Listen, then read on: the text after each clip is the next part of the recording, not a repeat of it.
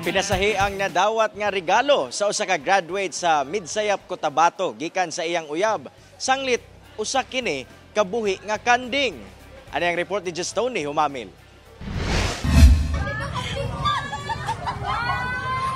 Kung ang uban, money garland, cake o material nga butang ang nadawat isip graduation gift. Aba, kining usa ka lalaki sa Midsayap, Cotabato. Buhi nga kanding ang iyang giregalo sa iyang uyab.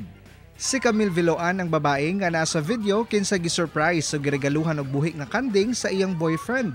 Human siya makagraduate sa kursong Bachelor of Secondary Education, major in Social Studies sa Midsayap, Cotabato with flying colors. Nakalampo si Camille sa iyang pagtuon og nahimong cum laude sa ilang batch. Sumala ni Camille, memorable ang maong higayon nga gisurpresa siya sa iyang boyfriend. Wala kuno siya nagdahom sanglit dili matud pa hilig og regalo og surprises ang iyang boyfriend. Busa nagpasalamat siya sa iyang uyab sa gipakita nining pagmahal og pagsuporta kaniya. Ang iyang kalampusan daw kalampusan sab sa iyang partner. Sa karon nagsugod na sa pag-review si Camille alang sa board exam. Ako si Just Tony Humamil para sa One Mindanao.